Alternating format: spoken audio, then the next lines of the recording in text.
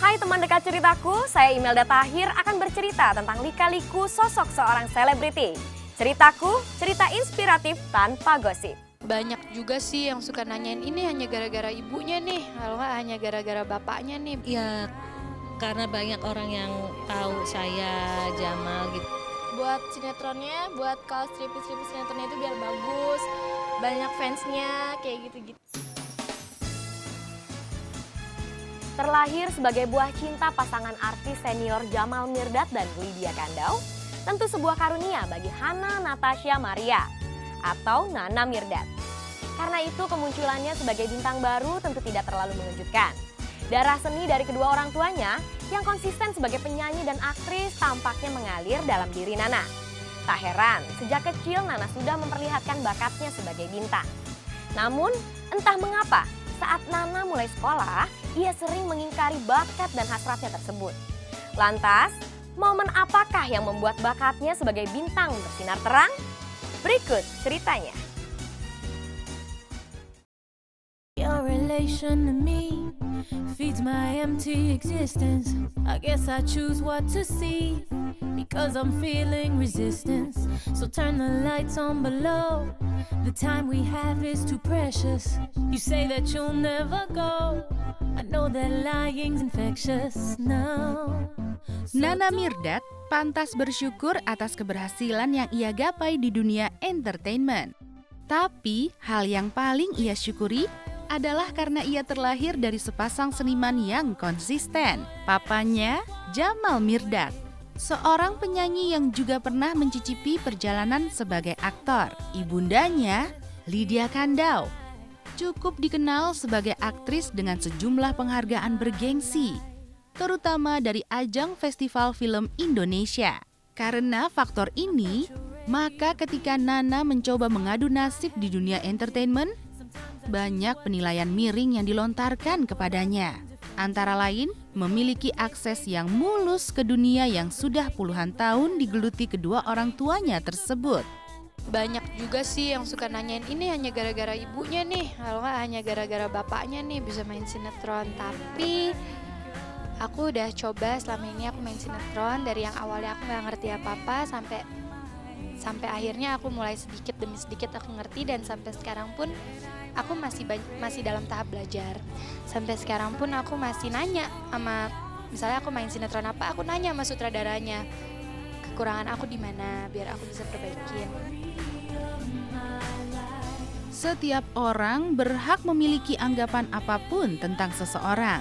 Yang pasti, Nana yang terlahir di Jakarta 14 Maret 1985 sebagai Hana Natasha Maria Mirdad tak bisa menghindar dari kenyataan bahwa papa mamanya tergolong artis senior di panggung entertainment. Nana berusaha membuktikan dirinya bahwa ia tidak menjadi bayang-bayang mereka. Tentu saja, ini tidak terpikir sebelumnya. Meskipun waktu kecil sebelum sekolah, Nana sering melihat cara kerja mama dan papa. Nana terbilang anak yang berani dan suka bergaya. Dia waktu umur 1, 2, 3 tahun aja, 2, 3, 4, 5 tahun pokoknya sebelum sekolah deh. Itu dia udah merasa kayak orang gede. Itu dia sudah menampilkan diri di depan audiens gitu loh. Jadi seakan-akan, karena mungkin lihat bapak ibunya kan suka nyanyi di depan orang banyak, jika ibunya syuting kan, jadi dia ikut-ikutan. Dulu aku waktu kecil kan suka nemenin mama syuting, terus aku tuh manggilin orang-orang, aku suka nyanyi kan, terus aku manggilin orang-orang di tempat syutingnya mama gitu, yang penonton-penonton gitu. Aku kumpulin, terus aku nyanyi-nyanyi, terus udah selesainya mereka harus tepuk tangan semuanya. Terus kalau ada yang nggak tepuk tangan, inget banget waktu itu ada nenek-nenek, nenek kok nggak tepuk tangan sih? Jadi minta ditepukin. Kalau diajak pergi di syuting ibunya atau kita, dia di depan kru semuanya, kru itu dipanggil, dengerin deh Nana mau nyanyi. Jadi memang dari kecil saya dan Lydia saya yakin bahwa Nana tuh nyanyi, bukan pemain film. Keinginannya untuk membintangi sinetron muncul begitu saja. Ketika masuk sekolah SD hingga SMP, Nana berubah menjadi anak pemalu. Ia bahkan tidak menyadari bakatnya baik di bidang menyanyi maupun akting. Tapi ketika SMA, Nana diajak Om Rano Karno, pasangan serasi mamanya Lydia Kandau di film-film remaja dulu, untuk bermain di sebuah sinetron keluarga. Setelah itu, beberapa sinetron ia bintangi tanpa target dan karakter yang kuat. Nama Nana Mirdad baru mulai melejit melalui sinetron Liontin. Namanya terus menanjak. Sepanjang itu pula, orang tua selalu menjadi guru dan sahabat yang kritis terhadap setiap akting Nana di sinetronnya. Aku baru benar-benar menyadari acting itu seperti apa itu semenjak aku syuting di Liontin. Kalau menurut mamaku jelek, dia bilang gitu loh terang-terangan ke aku, kamu jelek banget mainnya di sini, nggak ada perasaannya, nggak pakai penghayatan. Udah deh, udah jelek banget kamu, kayak orang nggak bisa acting sama sekali. Aku bisa digituin gitu.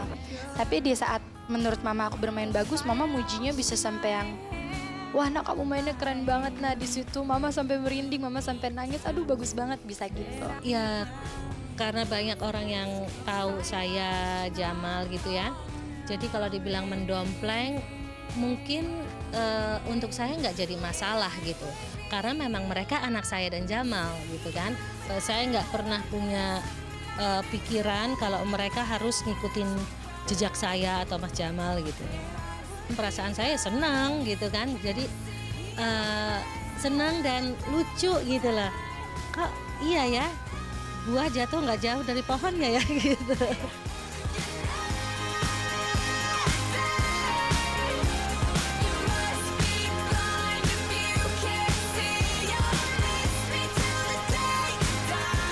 Memfokuskan diri pada dua kegiatan berbeda yaitu syuting dan sekolah tentu butuh konsentrasi penuh. Beberapa waktu setelah masuk Universitas Indonesia, Nana menerima kontrak syuting sinetron. Pendidikan pun jadi tersendat, hingga ia memutuskan untuk berhenti kuliah dan keputusan itu sangat mengejutkan kedua orang tuanya. Agar kuliahnya lancar, Nana memutuskan untuk kuliah di Bandung, tapi belakangan kuliahnya juga cuti karena diterpa kesibukan syuting yang padat.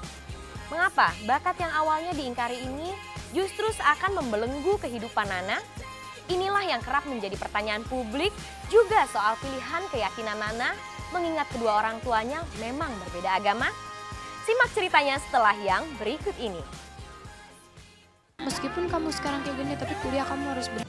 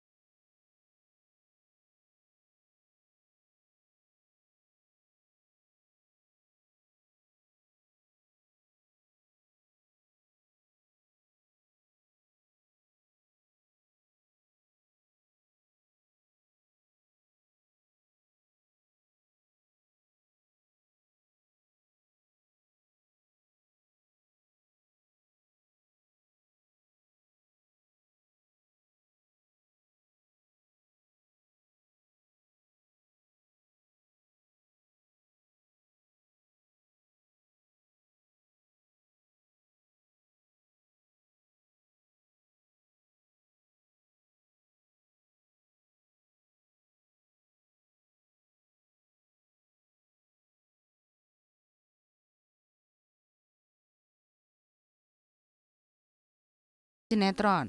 Sebenarnya waktu itu aku bukan memilih untuk meninggalkan bangku kuliah dan berkarir. Memang kebetulan kenyataannya UI itu kan memang sekolah kampus yang ketat banget. Jadi kayaknya agak susah aja antara jadwal syuting aku sama kuliah aku. Kalau bisa milih sih sebenarnya waktu itu aku pengen banget terusin kuliah aku di UI. Apalagi majornya itu kan aku suka banget.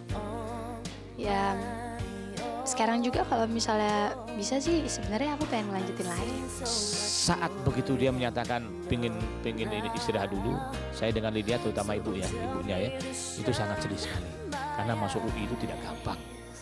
Ibunya sempat istilahnya agak sedikit stres lah. Tapi kebetulan saya kuatkan ibunya bahwa sudah. Nah ini mudah-mudahan akan membawa hikmah yang baik.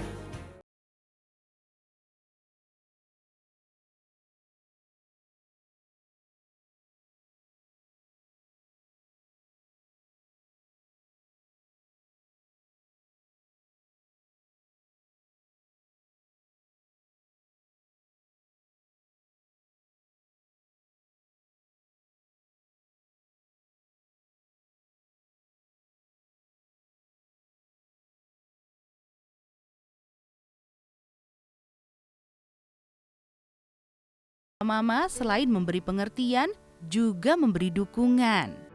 Gitu loh, karena masih ada jalan lain kayak cuti kayak sekarang kan. Tapi kan kontrak syuting itu nggak bisa nunggu. Itu sesuatu hal yang harus gue lakuin sekarang. Buat papa mamaku, pendidikan itu memang hal yang amat sangat penting dan pendidikan itu hal yang utama. Dan mereka juga selalu bilang, kamu kalau memang kamu mau serius di karir, kamu serius di karir dulu. Terus tapi kalau kamu mau kuliah, kamu kuliah bener-bener. Mereka nggak pernah maksain yang pokoknya kamu meskipun kamu sekarang kayak gini tapi kuliah kamu harus bener, karena mama papaku pun hidup di dunia entertainment. Jadi mereka tahu bagaimana rasanya kerja di dunia seperti ini, dan mereka tahu gimana capeknya aku, mereka tahu emang gimana susahnya untuk nyatuin kedua-duanya.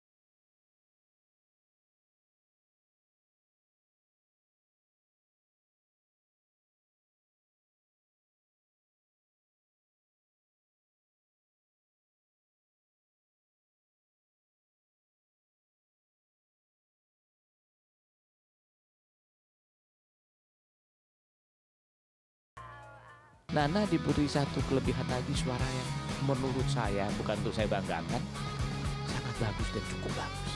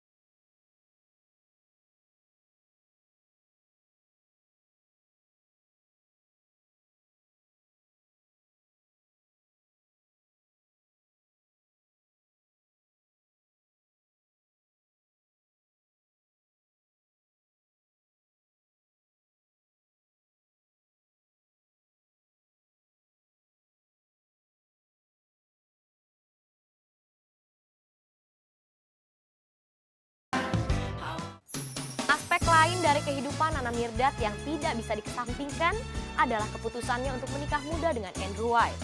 Keputusannya tersebut justru dilakukan saat karir Nana sebagai bintang sinetron sedang bersinar. Tentu Nana menyadari resiko dari keputusannya tersebut. Lantas, seperti apa dinamika kehidupan Nana yang menikah di usia muda? Simak ceritanya setelah yang berikut ini. Loh kok gitu? Japos lo, baru datang orang-orang udah kelar lo. Nyariin koran dulu. Koran dulu.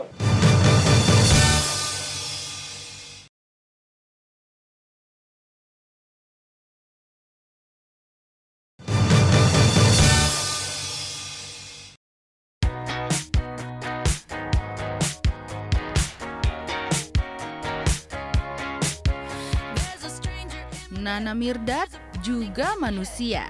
Ia perempuan normal. Maka jatuh cinta dan pacaran tentu saja ini niscaya. Yang tak terduga bahwa ini akan sedemikian sensitif bagi pers. Kedekatannya dengan pemain sinetron Andrew White sempat menjadi berita heboh. Sejak awal Nana memang mengakui kedekatannya dengan Andrew. Tapi ia belum berani bilang sebagai kekasih. Hanya sebatas teman tapi mesra. Hubungan kita berdua sebagai adik kakak. Kita berdua sebagai ya, adik kakak aku udah dia kayak adikku sendiri gitu. Awalnya jadi pertama kali kenal juga sama aja kayak orang kenal biasa yang Andrew, Nana gitu. Terus tiba-tiba di tempat syuting mulai ngobrol dan ternyata aku nganggepnya dia tuh enak buat diajak ngobrol, enak buat diajak curhat. Dan akhirnya semakin lama jadi semakin dekat. Akhirnya dia kayak kakak aku sendiri, dia udah nganggep aku kayak adiknya.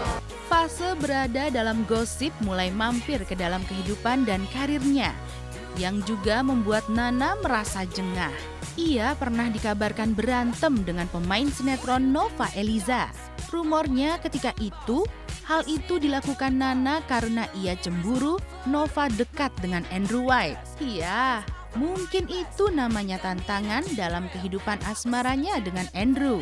Toh akhirnya hubungan Nana dan Andrew berujung bahagia. Keduanya menikah. Tak peduli keduanya dibilang menikah muda atau gosip apapun yang mengiringi pernikahan mereka.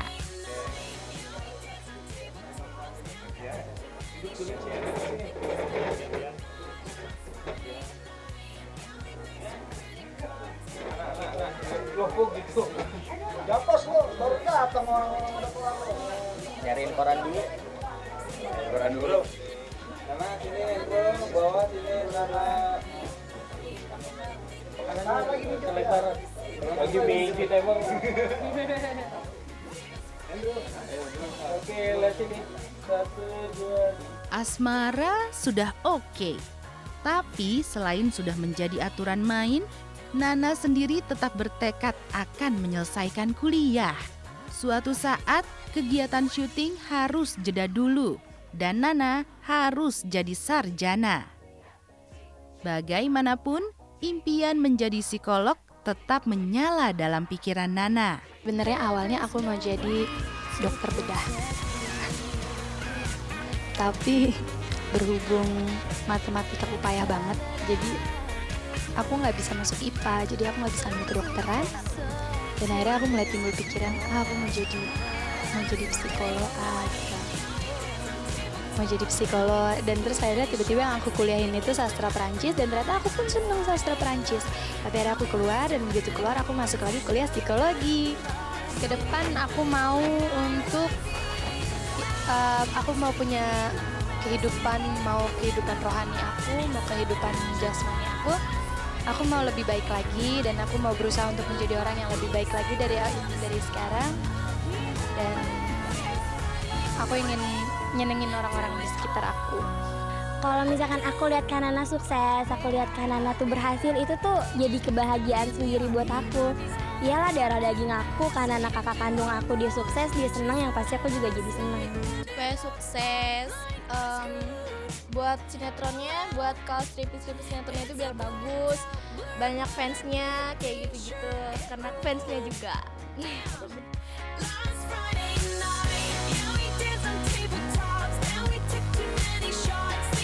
But I forgot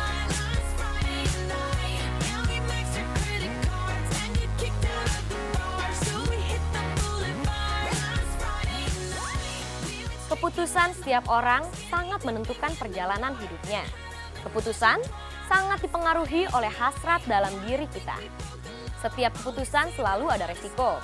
Resiko itulah yang harus kita tanggung di balik setiap keputusan kita. Nah, teman dekat ceritaku, semoga cerita dari kehidupan selebriti tadi membawa inspirasi bagi kehidupan Anda. Sampai jumpa di ceritaku berikutnya. Dah.